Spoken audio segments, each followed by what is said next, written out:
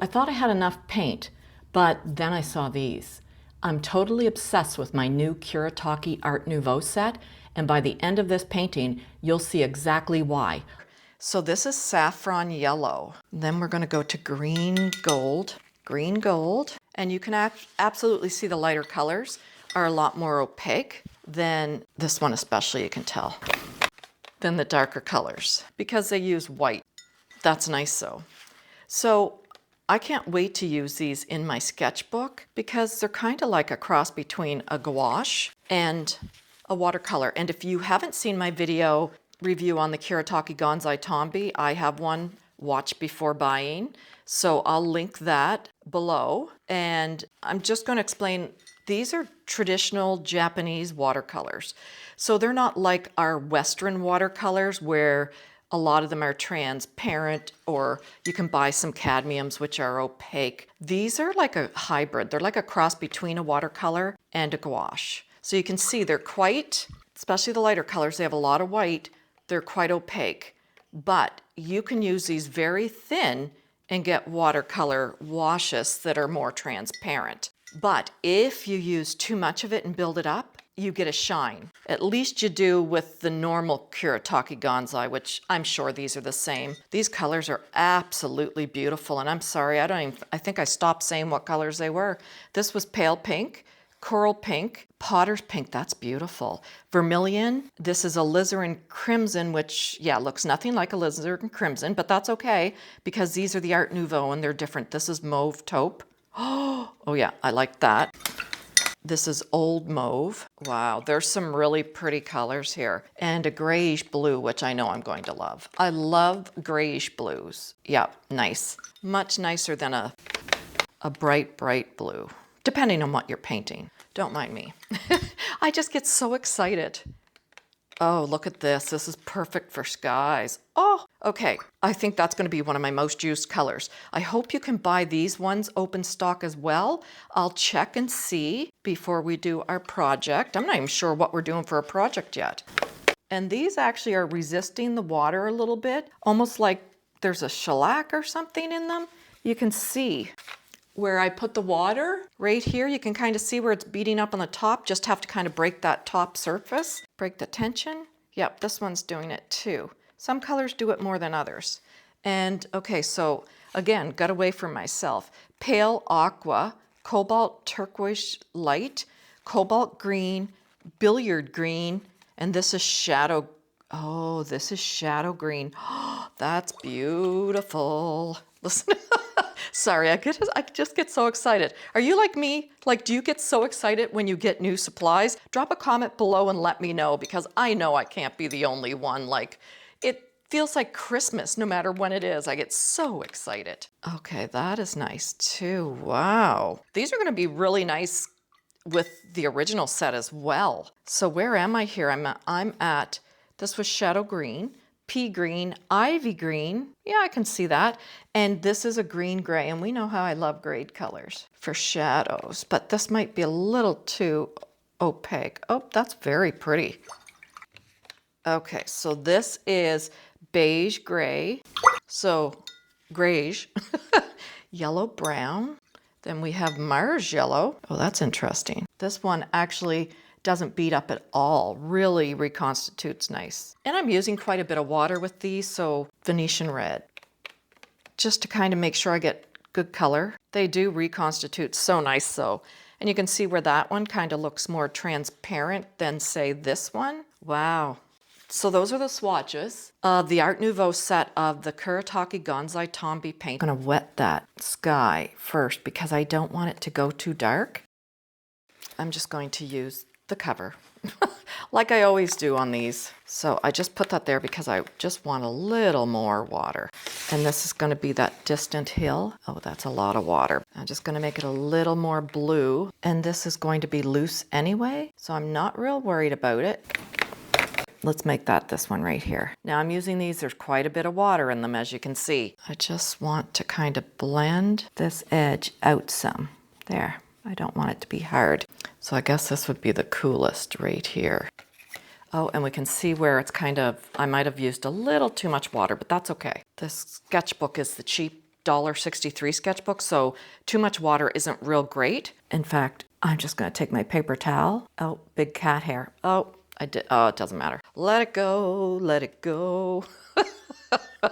Okay, that I want warmer, but oh my goodness, that is way too saturated. Let's just pull that out with some water. Let's take this right to here. Actually, let's take it right, oh, let's not get our path. I'm going to take that down here too, just where there is some more, oh yeah, no, here, there. Let's just do that, just to give it a light, so I'm not putting something over bright, bright white. I'm going to get our path color, which will be this will be the highlight. So let's put that in right now. Let's use this dark green, and I want to use that fairly thick, just kind of suggesting some trees. And let's suggest some up here. And I'm just putting this in right now because I don't want it to be a hard edge, which this, because it was light, is almost already dry. I think I want this one right here. This pink.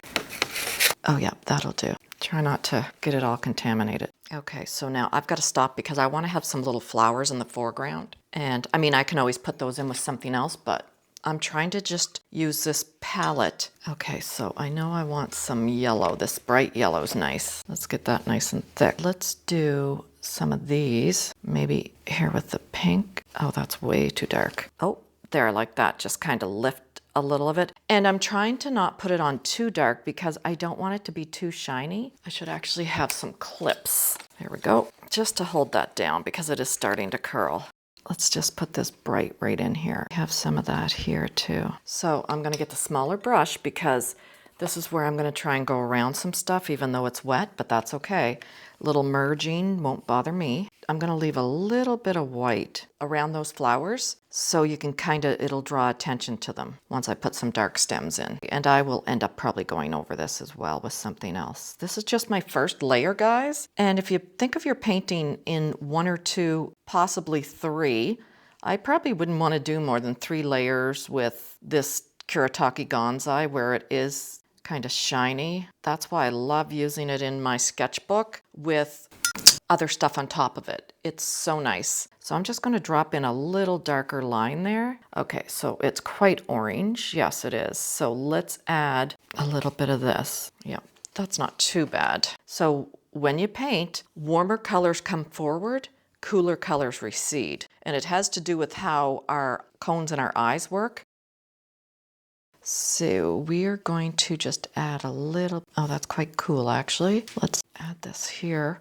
In fact, that would be great for this back here where I kind of want it something different. So this could be a field with some cedars, but darker. That's quite cool. Okay. So yeah, so my first impression, I love these colors. Oh, that's too vibrant, but that's okay. We'll tone it down after. So vibrant colors will come forward, dulled down colors will go back, lighter colors will recede, darker colors come forward, darker, brighter. So it depends on what it's next to.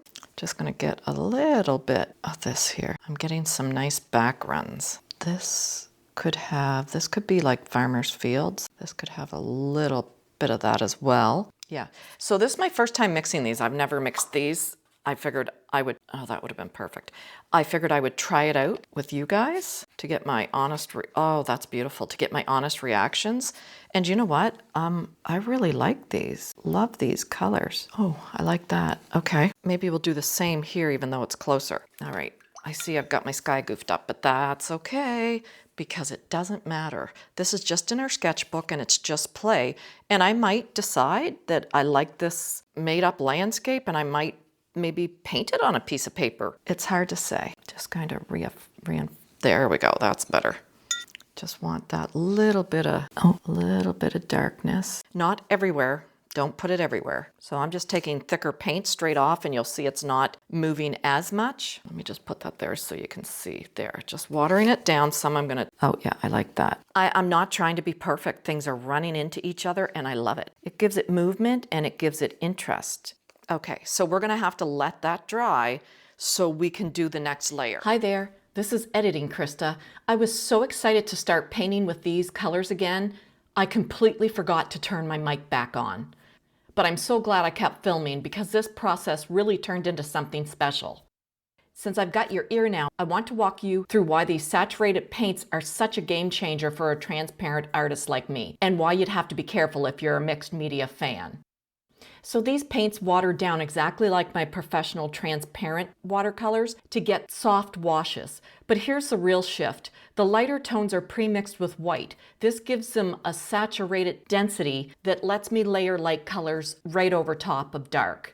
That's something traditional transparent watercolors just can't do. It actually changes the way I can paint. Not because I need it to fix anything, but because it opened up a really refreshing way to play with value and depth that I just couldn't access with the watercolors I'm used to using. Here's a quick pro tip though. If you use these too thick, you'll notice a bit of a sheen once they're dry. They use a specific binder that gives them almost like an enamel looking finish. It's not real shiny, but it's definitely got a sheen to it. It looks beautiful, but if you go too heavy, that shine acts as a barrier. So if you're planning on layering colored pencils or neo crayons or anything like that over top, you've got to keep it a little thinner so the other mediums can actually grip the paper. You have to kind of keep in mind that chemistry of these paints and how they dry if they're too thick. So here I'm just adding the little tiny pops of dark color because dark color and vibrant color will move forward when you look at it, and cool and washed out color, lighter color, will recede. So I'm just really giving that foreground some pop so it will help us know that it's a far away background. And again, there's that light pink going over top of the other. I just absolutely love it. I'm officially obsessed with this Art Nouveau vibe. It's refreshing to have a set that plays by a different set of rules while still giving me those dreamy, transparent washes I love. Are you a transparent purist? I used to be. Or are you tempted by this best of both worlds set? Let me know. I'll see you in the next studio hangout. Happy painting.